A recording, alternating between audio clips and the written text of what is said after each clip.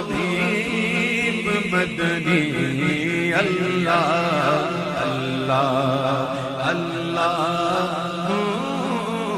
لا الہ الا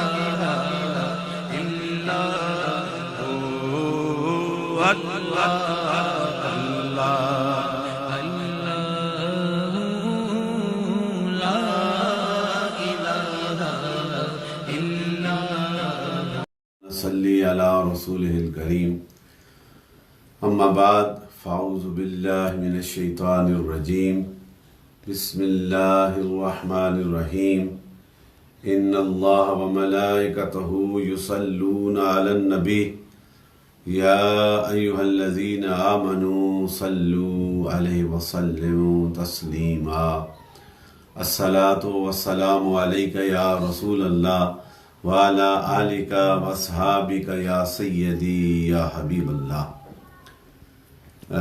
میرے معزز سامعین اور ناظرین، السلام علیکم ورحمۃ اللہ وبرکاتہ۔ آج 10واں رمضان المبارک، الحمدللہ افطار کا وقت قریب ہونے کو ہے۔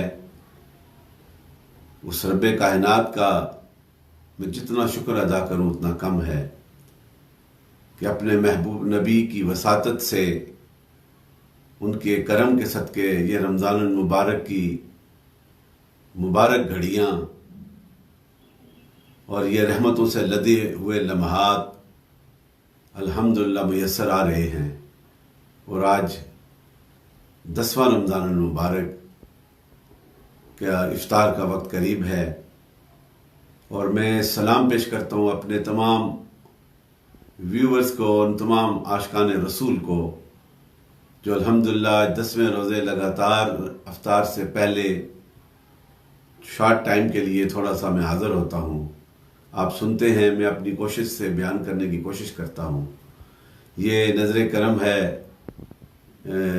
خواجگان موڑا شریف کا، کیونکہ صوفیاء کی زندگی کا مقصد اور محور اللہ کی خوشنودی ہے، نبی رحمت نور مجسم کی محبت ہے، اور یہی وہ فیضان آج ہمارے سینوں میں آباد ہے۔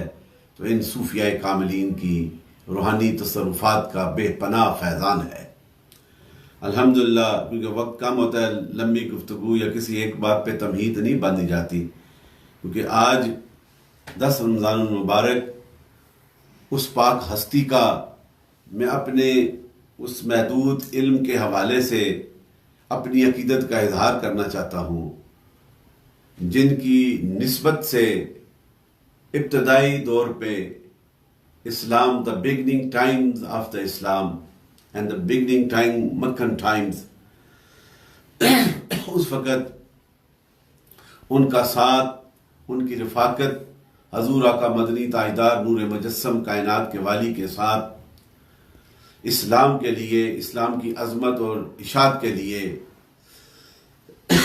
ان کا بڑا بنیادی حصہ ہے۔ میرے کہنے کا مقصد حضور آقا مدنی تاجدار کی زوجہ محترمہ حضرت خدیجہ الکبریٰ کی عزت اور شان کے حوالہ دینا چاہتا ہوں۔ وہ مکے کی سرزمین پہ ان کا تعلق بھی اسی قریش ٹرائب سے ہے، اور ان کے والد گرامی حضرت خویلد بن اسد جو مکے کے ایک بڑے تاجروں میں سے شامل ہوتے ہیں، مرچنٹ کا وہ کام کرتے تھے، تجارت کا، اور قریش میں ایک اعلیٰ مقام تھا۔ حضرت خدیجہ کو جب حضور کی عقد آنے سے پہلے ہی مکے میں ایک بڑی عزت کی نگاہ سے دیکھا جاتا تھا، کیونکہ آپ کے والد گرامی اور آپ کے جو پہلے شوہر تھے، آپ کی 2 شادیاں پہلے ہو چکی تھیں۔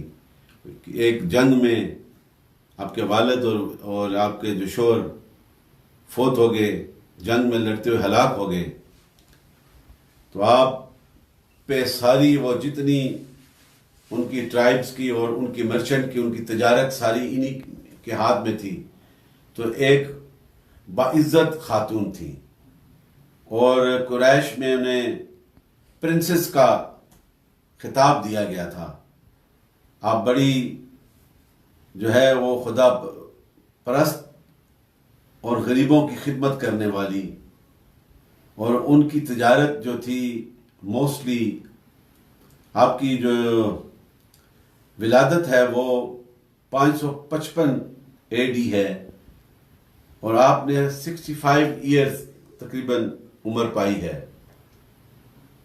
اور جب آپ کی جو ہے she used to send his caravan trade in winter time towards Syria, شام کی طرف, and in some summer times towards Yemen. So she was very successful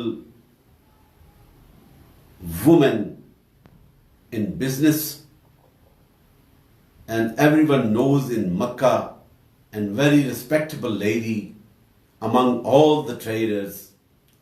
She never went with his caravans.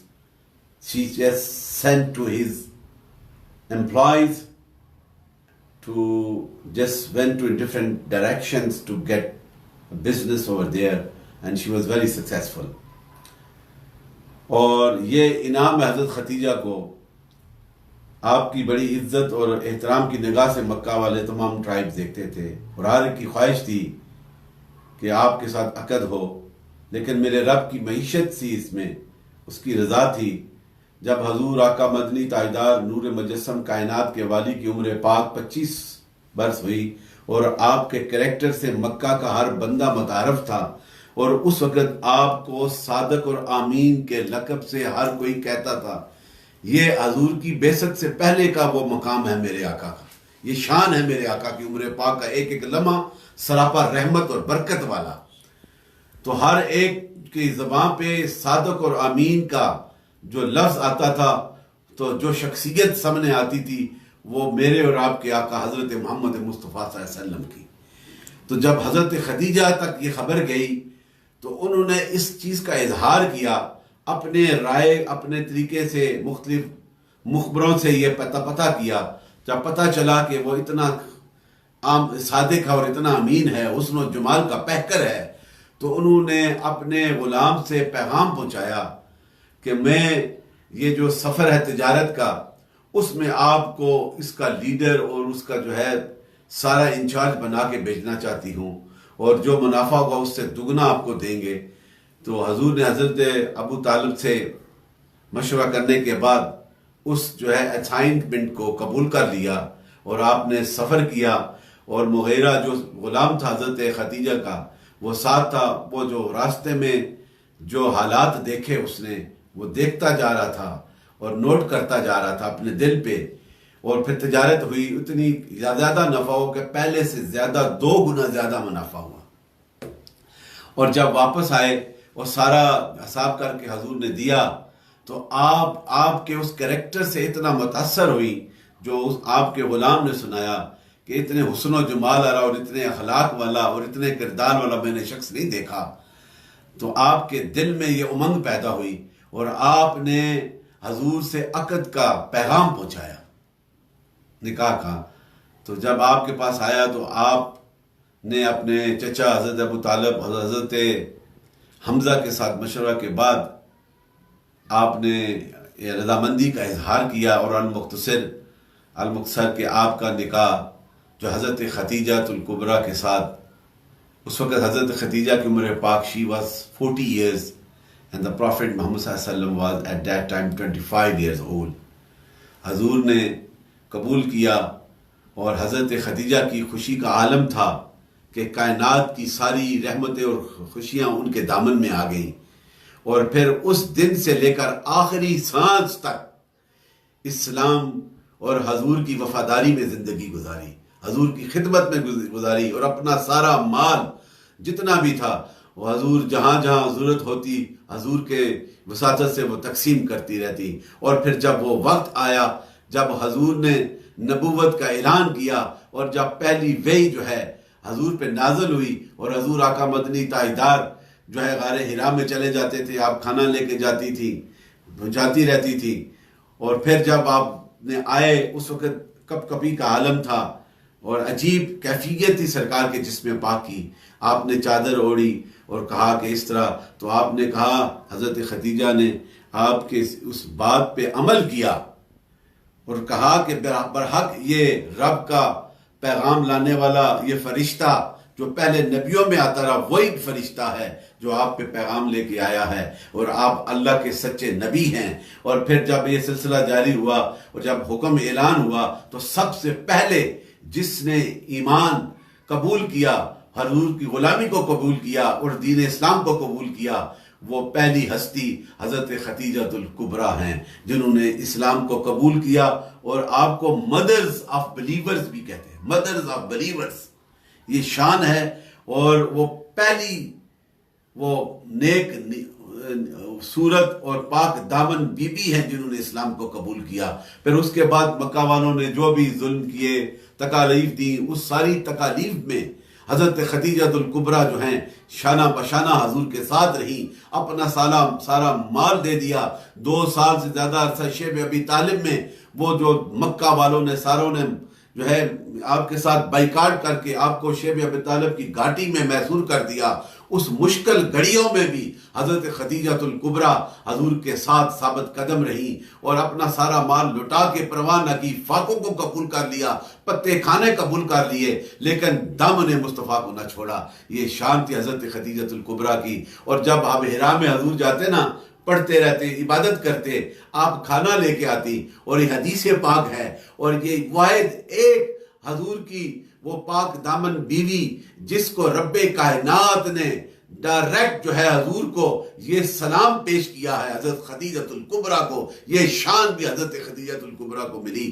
تو آپ ایک دفعہ کھانا لے کے جا رہی تھی، اور رب کا جب پیغام حضور کو آیا کہ تیری زوجہ حضرت خدیجہ آ رہی ہیں، رب کہتا ہے کہ رب ان کو سلام پیش کر رہا ہے، ان کی قربانیوں اور ان کی وفاؤں کو سلام پیش کر رہا ہے۔ جب حضور نے سنا تو آپ غار حرا میں ایسے چکر لگا رہے تھے، کبھی ادھر جاتے کبھی ادھر جاتے، دیکھتے کہ کب خدیجہ الکبریٰ آتی ہیں اور یہ پیغام رب کا انہیں سناتا ہوں۔ اور جب آپ قریب آئیں تو آپ حیران ہوئی کہ اس سے پہلے کبھی ایسے بے چینی کے ساتھ آپ یہاں اور یہاں سفر نہیں کیا، آپ دیکھ رہے تھے۔ تو آپ نے کہا، اے خدیجہ، میرے رب نے تمہیں سلام بھیجا ہے۔ کتنی بڑی شان ہے اس خدیجہ الکبریٰ کی جس کو سلام میرا رب کر رہا ہے، اس لیے کہ انہوں نے حضور کے اس پیغام کے لیے اور حضور کی معیت کو کبھی نہ چھوڑا۔ اور پھر شیب ابی طالب کے بعد آپ کافی کمزور ہو گئی تھی، بیمار ہو گئی، اور پھر اس کے بعد آپ کا وصال ہوا، اور اس سال کو جو ہے وہ غم والا سال کہتے ہیں، کیونکہ حضرت ابو طالب کا بھی وصال ہوا، حضرت خدیجہ الکبریٰ کا بھی۔ پھر اس کے بعد 2 سال کے بعد ہجرت کا حکم جب ہوا تو آپ گئے۔ تو یہ شان ہے، اور اس قرآن عظیم میں بھی اللہ تعالیٰ حضور کی شان اور حضور کی ازواج مطہرات کی شان بیان کرتا ہے۔ سورہ الاحزاب میں یہ میں صرف ایک ہی آیہ کریمہ، بہت سی اور دوسری آیات بھی ہیں۔ النبی اولا بالمؤمنین من انفسہم وازواجہ امہاتہم، یہ ہے کہ نبی کریم صلی اللہ علیہ وسلم مومنوں کی جانوں سے بھی زیادہ ان کے قریب ہیں، اور آپ کی بیویاں ان کی مائیں ہیں، یہ ساری امت کی مائیں ہیں جو حضور کی ازواج مطہرات ہیں، اور ان میں سے پہلی the mothers of believers, that is the personality of the سیدنا حضرت خدیجہ الکبریٰ رضی اللہ تعالیٰ عنہا ہے۔ She spent whole of his time when she married with the Prophet Muhammad sallallahu alaihi wasallam, she never left, and she devoted and sacrificed all her health for the preaching of Islam, and with the love of the great love of the Sayyidina Muhammad sallallahu alaihi wasallam. یہ شان انہیں عطا کی گئی۔ آج ہم انہیں solute کرتے ہیں جنہوں نے ابتدائی طور پہ اسلام کی اشاعت کے لیے اپنا جان بھی، اپنی مال بھی، اپنا فکر بھی حضور کے قدموں پہ نچھاور کر دیا، وہ خدیجہ الکبریٰ ہیں۔ اور آپ ہی کے بطن پاک سے حضور کی زیادہ اولاد، ایک صرف اولاد جو ہے، دوسری ایک آپ کی جو ہے محترمہ سے ہوئی حضرت قطبیہ سے، اور آپ باقی ساری اولاد جو ہے ان میں 4 بیٹیاں اور 3 بیٹے جو تھے وہ بھی حضور کی حضرت خدیجہ الکبریٰ سے، اور ان میں سے وہ سب سے پیاری بیٹی جو حضرت فاطمہ الزہرا ہیں وہ بھی آپ کے بطن پاک سے ہوئی۔ پھر حضور نے یہ فرمایا ہے کہ یہ 4 جنت کی سردار ہوں گی، ان میں سے ایک حضور کی بیٹی حضرت فاطمہ الزہرا اور حضور کی زوجہ حضرت خدیجہ الکبریٰ، حضرت مریم اور حضرت آسیہ جو فرعون کی بیوی ہے، یہ ہیں، ان کو یہ شانیں ملی۔ ان میں سے یہ 2 شانیں حضور کی زوجہ اور حضور کی بیٹی حضرت فاطمہ الزہرا کو نصیب فرما۔ یہ شان ہے میرے دوستو۔ تو پھر اس نبی کے ساتھ جس نے وفا کی انہیں شانیں ملی ہیں۔ اس رمضان المبارک میں اس قرآن کو جو ہم پڑھتے ہیں، اس قرآن کی شان کے حوالے سے یہ وہ تذکرہ ہے، اور اس کی ایک حدیث آپ کے سامنے میں پیش کرنا چاہتا ہوں۔ حضرت عبداللہ بن مسعود سے روایت ہے، اور انہوں نے فرمایا کہ بلا شبہ یہ قرآن عظیم جو حضور کے سینے میں اس رمضان المبارک میں یہ رحمت کا عشرہ جو گزر رہا ہے، آج آخری، کل مغفرت کا عشرہ ہوگا، وہ خوش قسمت ہوں گے جنہوں نے 10 روزے اللہ کے ذکر میں گزارے اور قرآن عظیم پڑھتے ہوئے اور حضور کی غلامی میں حضور کی نبوت کی شان اور عظمت کے حوالے سے حضور کے ساتھ وفا کرتے رہے۔ وہ کتنے اعلیٰ ہوں گے۔ اس قرآن کی شان دیکھو کہ مفصل صورتوں کی فضیلت کے حوالے سے حدیث پاک ہے۔ حضرت عبداللہ بن مسعود سے یہ روایت، انہوں نے فرمایا کہ بلا شبہ ہر چیز اپنے اندر ایک بلندی اور رفت رکھتی ہے، ہر چیز کی ایک شان ہے، بلندی ہے، اور قرآن کریم کی رفت اور بلندی جو ہے وہ سورہ بقرہ ہے جو سب سے لمبی سورت ہے۔ یہ ہے قرآن کی بلندی اور اس کی رفت کا اظہار کرتی ہے، اور بے شک ہر چیز کا ایک مغز ہوتا ہے، اور قرآن کریم کا خلاصہ اور مغز قرآن کی مفصل صورتیں ہیں جو سورہ الحجرات سے لے کر سورہ والناس تک ہیں، ان کے 3 درجے ہیں، اور یہ مفصل صورتیں ہیں۔ یہ حدیث پاک آپ کے سامنے پیش کرنے کا مقصد یہی تھا۔ اور دوسری حدیث جو میں روٹین کے ساتھ I just want to convey the message of this beautiful hadith to the youngsters, the viewers, the lovers and the seekers of the Sufi way. And I salute to all the lovers of Islam and all the lovers of the Sufi way. I'm very proudful that when I used to visit in America, in Canada, and rest of the Europe, and especially in the UK, I have been traveling more than 29 years, and especially in the month of blessing, the Ramzan al-Mubarak, I used to go there, and we have a lot of zikr gatherings over there, just to memorize that beautiful memories. I'm just going to convey this beautiful message. And this is hadith because time is very short, and this hadith is from Bukhari and Muslim, and I believe in all the hadiths, but especially the Bukhari and Muslims. And this hadith also narrates by Hazrat Abdullah bin Mas'ud, one of the best companions of the Prophet of Islam, says that the Holy Prophet generosity was greater than everyone else. And he was even more kind and merciful than air. This is a beautiful saying of the Prophet of Islam, that everyone depends on air to exist, to live. We need the air, oxygen. It is important for the living of the human being. And there is no difference between believers and disbelievers. Same Allah's this blessing to everyone for their creatures, for their creations, and same as the personality of the Prophet Islam is same like the air, is equal to mercy for believers and disbelievers, because Allah mentions in the glorious Quran the personality of the Prophet Islam is mercy for the mankind, and those who accept his message they become the great believers. Momen Allah Ta'ala ہمیں بھی یہ جو شان عطا فرمائی ہے، may Allah keep us on this way, and this beautiful way, the successful way to attain the Allah's love and Allah's nearness. یہ اللہ کا قرب حاصل کرنے کے لیے حضور کی جو غلامی کو اختیار کر لیتا ہے، پھر حضور کے لائے اس پیغام پہ عمل کرتا ہے، قرآن عظیم کو پڑھ کے اس کے سمجھ پہ کر کے اپنی زندگی کو گزارتا ہے، تو اللہ bless them more than their expectations. اس کی سوچ سے بھی زیادہ اسے میرا رب عطا کر دیتا ہے. یہ شان ہے.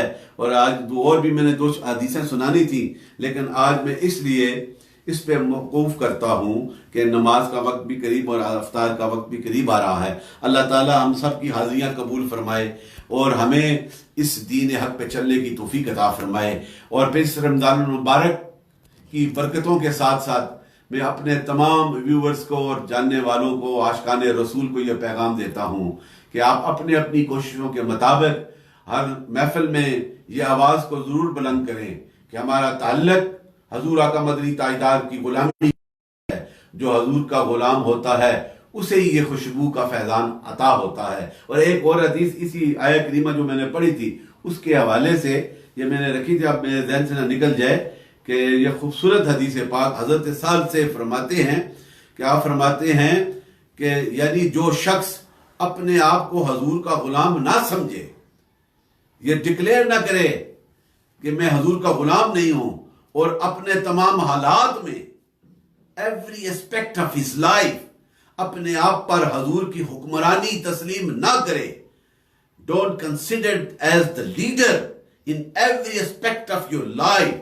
اگر وہ نہیں کرتا اور اس نے سنت کی شیرینی کا مزہ پھر وہ اختیار نہیں کرتا، so though he can't attain the sweetness of his sunnah کریم صلی اللہ علیہ وسلم، تو وہ حاصل نہیں کر سکتا جو دل و جان کے ساتھ حضور کی غلامی کو اختیار نہیں کرتا. تو یہ میرا میسج ہے آپ کے لیے کہ آپ اپنے ایمانوں کو اگر طاقت اور اللہ کے جلووں کی طرف لے جانا چاہتے ہو تو ختم نبوت کو اپنا ایمان بنا لو. اس حضور، یہ نبی کا اللہ کا آخری نبی ہے، یہ رحمتوں والا نبی ہے، یہ شان والا اختیار والا نبی ہے. اس نبی کو رب کائنات نے ختم نبوت کا تاج عطا فرمایا ہے. اب نبوت کا دروازہ بند ہے، اور جو کوئی سوچتا ہے، جو اس کے ساتھ چلتا ہے، وہ بھی دار اسلام سے خارج ہو جاتا ہے، کیونکہ ختم نبوت ہمارا ایمان ہے. اور دوسری بات، اس رمضان المبارک میں یہ پوری دنیا میں یہ کووڈ-19 کی وبا پھیلی ہوئی ہے، اور یہ ایک چھوٹا سا وائرس آج دنیا کو پریشان کیا ہوا ہے. یہ رب کی طاقت ہے، جب وہ چاہے گا اس پہ کرم فرما دے گا. ہمیں رجوع کرنا ہے اللہ کی بارگاہ میں، سجدہ ریزیاں کرنی ہے اس ماہ مقدس میں. مولا کریم ہم پہ اس امتحان کے قابل نہیں، ہم پہ کرم فرما دے. اور تیسری بات، جو اس وقت کشمیر کے مقبوضہ کشمیر کے نہتے مسلمان اور وہ مائی بہنیں ہماری جو اس کرب کے عالم میں بھی اس مودی کی بربریت کے خلاف سینہ سپر ہو کر کھڑے ہو رہے ہیں اور پھر اسلام اور پاکستان سے وفاداریاں کا اظہار کر رہے ہیں، میں ان کو سلام پیش کرتا ہوں اور اللہ کی بارگاہ میں التجا کرتا ہوں، اور حکومت وقت سے بھی التجا کرتے ہیں کہ آپ بھی اپنی آوازوں کو اتنا بلند کر دیں کہ پھر UN کے در و دیوار بھی سوچیں کہ وہ کشمیر کے مظلوم جو آزادی کے طلبگار ہیں، ان کا یہ رائٹ ہے، رائٹ آف سیلف ڈٹرمنیشنز، یہ ان کا ہے. ہم ان کی اس دردناک آواز کے ساتھ آواز ملائیں. اور میں افواج پاکستان کو سلام پیش کرتا ہوں کہ وہ بھی ہر دور میں جس طرح ملک کی بقا کی خدمت کرتے ہیں، ملک میں ان کی سرحدوں کی خدمت کرتے ہیں، وہ بھی کشمیر کی یکجہتی کے لیے جو انہوں نے سلوگن لگایا ہے، ہم ان کے ساتھ ہیں. اللہ تعالی ہماری یہ کاوشیں قبول فرمائے. اللہم صلی علی سیدنا مولانا محمد وعلی آل محمد وصحبہ محمد وبارک وسلم. مولا کریم جو کوتاہیوں نے معاف فرما کے اس رمضان المبارک کے صدقے ہمارے آئندہ زندگی میں بہاریں نصیب فرما دے، ہماری مشکلیں آسان فرما دے. یہ دنیا کے بسنے والے جتنے بھی دی لورز آف دا صوفی، میں ان کو سلیوٹ کرتا ہوں. مولا کریم ان کے گھروں کو اپنے نور کے جلووں سے منور فرما دے. وہ میرے ساتھ میرے ہر مشن میں میرے ساتھ ثابت قدم ہیں. مولا کریم ان پہ کرم فرما، ہم سب پہ اپنا کرم فرما، اور دربار عالیہ مولا شیخ روحانی فیضان قاسم کا حصے دار بنا دے. اس فیضان سے وابستہ نصیب فرما، خواجہ غریب النواز کی عقیدتوں سے مالا مال فرما. اور مولا کریم ہمارے جتنے بھی دربار کے ساتھی جہاں جہاں آباد، ان پہ کرم فرما دے. اس رمضان المبارک کے صدقے ہماری مشکلیں آسان فرما دے. یا حل المشکلات، یا حل المشکلات، یا دافع الولیات، یا دافع الولیات، یا منزل البرکات، یا مجیب الدعوات، یا اللہ، یا رحمان، یا رحیم، یا حی، یا قیوم، اغثنی یا رسول اللہ اجمعین برحمتک یا اللہ. ان کی بات پھیلانا صدقہ جاریہ ہے. ثواب کی نیت سے ویڈیو کو شیئر ضرور کیجیے. جزاک اللہ.